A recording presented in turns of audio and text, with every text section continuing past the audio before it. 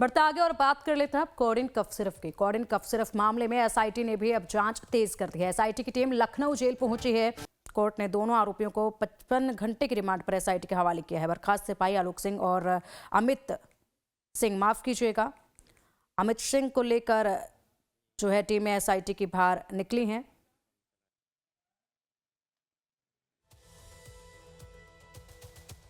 Court ने दोनों आरोपियों को 55 घंटे के रिमांड पर एसआईटी के हवाले किया। बर्खास्त सिपाही आलोक सिंह और अमित का बयान दर्ज करेगी। मामले की जांच के लिए सरकार ने 3 सदस्यीय कमेटी का गठन किया है। पूरे नेटवर्क और इसके सिंडिकेट को लेकर एसआईटी की टीम इससे पूछताछ करेगी।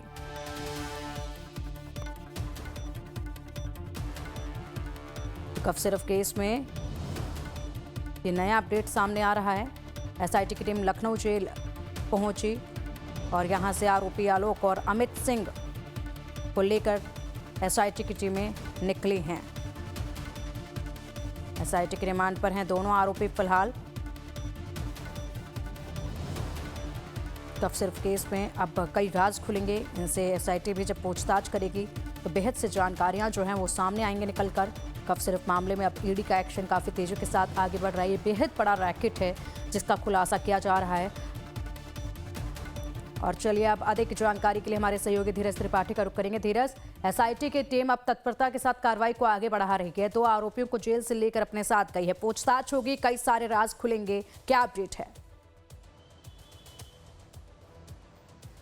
हाँ पिंकी, बिल्कुल। देखिए, राज्य सरकार के निर्देश के बाद कोडीन कफ सिरप मामले में अलग अलग स्तर पर शिकंजा कसता हुआ लगातार नजर आ रहा है। एक तरफ जहां एसटीएफ का बर्खास्त सिपाही आलोक सिंह की कोठी पर ईडी की कार्रवाई जारी है, वहीं आज एसआईटी को जिस प्रकार से 55 घंटे की रिमांड मिली थी पूछताछ करने के लिए, तो एसआईटी की टीम एसटीएफ के अधिकारियों के साथ आज लखनऊ जेल पहुंची और वहां पर आलोक सिंह जो एसटीएफ का बर्खास्त सिपाही है और अमित सिंह जो इस पूरे रैकेट में शामिल थे और उनकी अरेस्टिंग पिछले कुछ समय पहले हुई थी और एसटीएफ ने भी इनसे पूछताछ की। और इसके बाद जब राज्य सरकार के निर्देश के बाद एसआईटी टीम का गठन किया गया तो एसआईटी टीम ने कोर्ट से इनकी रिमांड मांगी थी और कोर्ट ने बाकायदा 55 घंटे की रिमांड इन्हें दी थी। इसके बाद एसआईटी की पूरी टीम आज लखनऊ जेल पहुंचती है। वहां से इन दोनों आरोपियों को लेकर एसआईटी अपने स्तर पर कुछ किसी गोपनीय स्थान पर इन लोगों को रखेगी और उसके बाद इनसे पूछताछ की जाएगी कि उत्तर प्रदेश या देश के कई अन्य राज्यों में इसके जो पूरे तार फैले हुए थे कोडीन कफ सिरप मामले के, जो तमाम कड़ियां जुड़ती हुई लगातार नजर आ रही हैं। ईडी की कार्रवाई हो, एसटीएफ की कार्रवाई हो या एसआईटी, इन दोनों आरोपियों से पूछताछ करेगी और इसमें बड़े स्तर पर जो illegal trading codeine cough syrup की हुई है तो उसमें क्या क्या चीज़ें हैं, किस प्रकार से इस पूरे रैकेट को आगे बढ़ाया गया, पूरे सिंडिकेट को उत्तर प्रदेश के तमाम जिलों में इसका जो काला कारोबार था वो चल रहा था, देश के कई राज्यों में हो रहा था। इसके अलावा से जो फॉरेन मनी, जो ब्लैक मनी थी वो किस प्रकार से अकाउंट्स पे आ रही थी, ऐसे तमाम जो बिंदु हैं उस पर एसआईटी के अधिकारी इन दोनों आरोपियों से पूछताछ करेंगे। इसके अलावा आज सुबह से करीब अब 6 घंटे होने वाले हैं। जो ईडी के अधिकारी हैं वो लगातार आलोक सिंह जो एसटीएफ का बर्खास्त सिपाही उसकी कोठी पर पूछताछ कर रहे हैं, उसके परिवार से पूछताछ करें। वहाँ से कुछ लैपटॉप और जो संदिग्ध दस्तावेज हैं वो भी बरामद हुए हैं। तो कुल मिलाकर राज्य सरकार की जीरो टॉलरेंस की नीति के अंतर्गत कोडीन कफ सिरप के मामले में बड़े स्तर पर जाँच और कार्रवाई ग्राउंड पर लगातार दिख रही है। उत्तर प्रदेश में करीब 12 स्थानों पर जांच पड़ताल की जा रही है तो देश के करीब 25 स्थानों पर पूरी जांच पड़ताल की जा रही है। अब एसआईटी जो गठित की गई थी, बिल्कुल धीरज जाएंगे आपके पास। लगातार ये छापेमारी की कार्रवाई जो है देश भर के अलग अलग जगहों पर देखी जा रही है। फिलहाल एक बार वाराणसी का भी रुख कर लेते हैं जहां पर हमारे सहयोगी मदन मोहन इस वक्त मौजूद हैं। वाराणसी में भी छापेमारी की कार्रवाई जो है वो देखी जा रही है। मदन, क्या कुछ वाराणसी से अपडेट आप दे रहे हैं?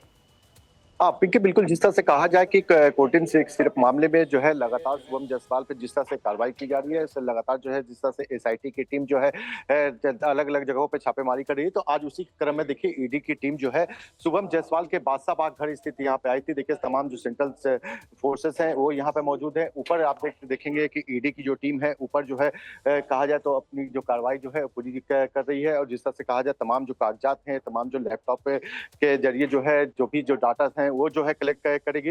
ये जो है शुभम जायसवाल का जिस तरह कहा जाए कि काली कमाई से खड़ी की हुई जो आलीशान बंगला है और इसके साथ साथ कहा जाए कि ये जो उनके सहयोगी देवेश जायसवाल है उसके घर पे भी जो है ईडी पहुंची थी और वहां पे भी जो है वो कार्रवाई जो है चल रही है। जिस तरह से कहा जाए सुबह 6 बजे से जो है ईडी जो है पहुंची है और सिर्फ वाराणसी नहीं, वाराणसी के आसपास के जो जिले हैं उसके साथ साथ जो है आसपास के जो राज्य हैं उनमें भी जो है लगातार जो है कहा जाए कि ईडी की छापेमारी चल रही है। तो लगातार जिस तरह से पुलिस पुलिस से, चाहे वाराणसी पुलिस की बात करें तो लगातार जो है कहा जाए तो कोडिन युक्त जो सिरप थे उसमें जो है लगभग 2 करोड़ की जो सिरप थी वो पिछले लगभग 15 दिन पहले जो है उसे पुलिस ने पकड़ा था, एसआईटी की टीम ने। उसके बाद जो है 2 दिन पूर्व जो कहा जाए कि रामनगर थाना क्षेत्र से जो है लगभग 60 लाख रुपए का सिरप जो है पकड़ा था। इसके साथ साथ 40 लोगों पे जो है कहा जाए तो एफआईआर दर्ज है, जिसमें से शुभम जायसवाल और उसके पिता जो है मुख्य आरोपी के हैं, जिसमें शुभम जायसवाल मुख्य आरोपी है। इसके साथ साथ जो बात करें जो एसटीएफ के जो बर्खास्त सिपाही है उस पर भी जो कहा जाए तो लगातार जो है ईडी जो है पूछताछ उसमें कर रही है। वहीं अमित सिंह टाटा जो है उसको भी पुलिस के गिरफ्त में है। और जिस तरह से लगातार हम ये बात करें कि शुभम जायसवाल पे वाराणसी पुलिस ने 25,000 रुपए का कहा जाए तो इनाम भी घोषित किया है और कहा है कि अगर शुभम जायसवाल पुलिस के समक्ष अगर नहीं पेश होते हैं तो बुलडोजर की भी कार्रवाई जो है की जाएगी। तो तस्वीरें में आप ये देख लें कि ये शुभम जायसवाल का आलीशान बंगला है और जिस तरह से हम बात कर रहे थे कि ये बहुत ही पॉश इलाका है। पॉश इलाका में जो है इस तरह से कहा जाए कि शुभम जायसवाल ने अपनी काली कमाई की से जो है ये खड़ा किया था। साथ ही साथ जो है महंगे गाड़ी का जो शौक रखता था, उसके साथ ही साथ कुछ जो कहा जाए जो सफेद पोस्ट के भी इसमें नाम आ रहे हैं। अब लगातार जिस तरह से ईडी की जो कार्रवाई चल रही है और उसमें देखने वाली बात होगी कि और भी क्या राज जो है खुल करके सामने आते हैं। तो इस तरह से कहा जाए कि शुभम जायसवाल पे लगातार जो है ईडी का शिकंजा जो है वो कसता हुआ नजर आ रहा है। वहीं इसके पिता जो भोला जायसवाल थे उनको जो है सोनभद्र की एसआईटी टीम ने जो है कोलकाता एयरपोर्ट से गिरफ्तार किया था।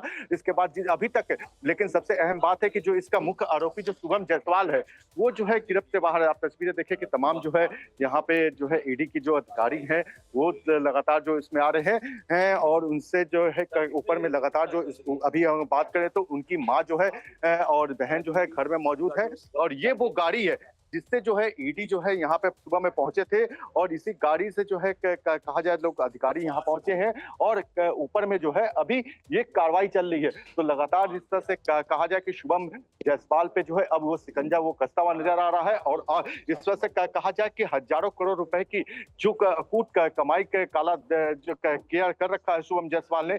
अभी कहा जाए तो ईडी ने इसका जो खुलासा किया था कि जो ये मामला है जो 2000 करोड़ से भी ज्यादा का है। और देखने वाली बात ये हो कि जिस तरह से शुभम जायसवाल अपने बचाव को लेकर के जो है लगभग 12 मिनट का एक वीडियो जारी किया था कि हम जो है मेरा इससे कोई मतलब नहीं है और कोई लेना देना नहीं है और तमाम चीजें जो है उस वीडियो में की गई थी। और वो वीडियो जिस तरह से कहा जाए कि पुलिस जो है अभी उसके आईपी एड्रेस से ये भी पता करी कि शुभम जायसवाल ने जो ये वीडियो जारी किया था वो कहाँ पे है, क्योंकि कुछ लोग कह रहे हैं कि वो जो है दुबई भाग चुका है। लेकिन जिस तरह से जो वीडियो में जो दिख रहा है ऐसा वो नहीं है कि वो जो है इंडिया छोड़ करके कहीं गया है।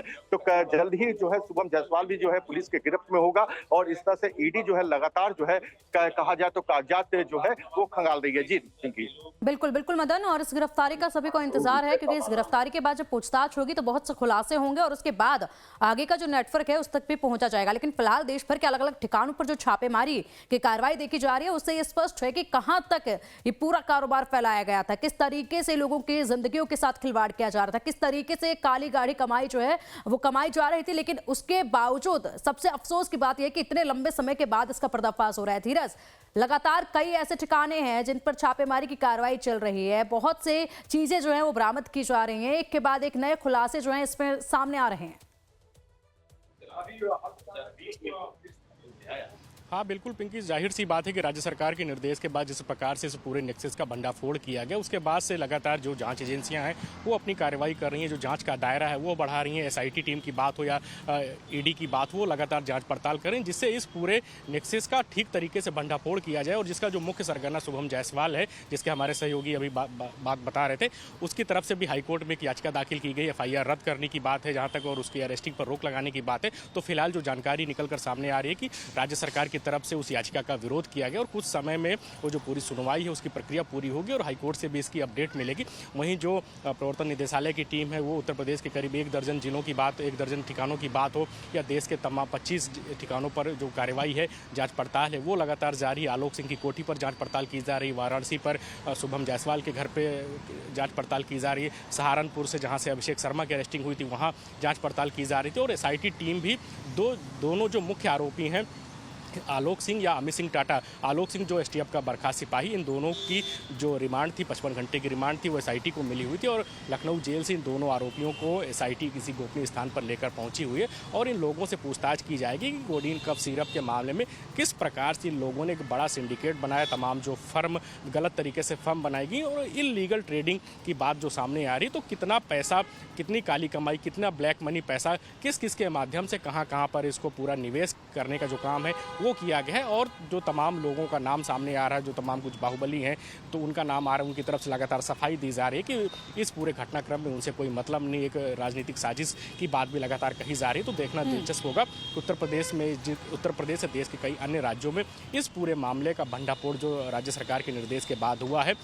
मनी लॉन्ड्रिंग के एंगल से जांच भी ईडी लगातार कर रही है, एसआईटी इन दोनों आरोपियों से पूछताछ कर रही है और जो शुभम जायसवाल को आज हाईकोर्ट से जो राहत की बात कही जा रही है कि उनको राहत नहीं मिलेगी, तो उसके बाद जो जांच एजेंसियां हैं वो शुभम जायसवाल को भी पकड़ने का काम करेंगी, क्योंकि उसकी तरफ से एक वीडियो भी जारी किया गया था। तो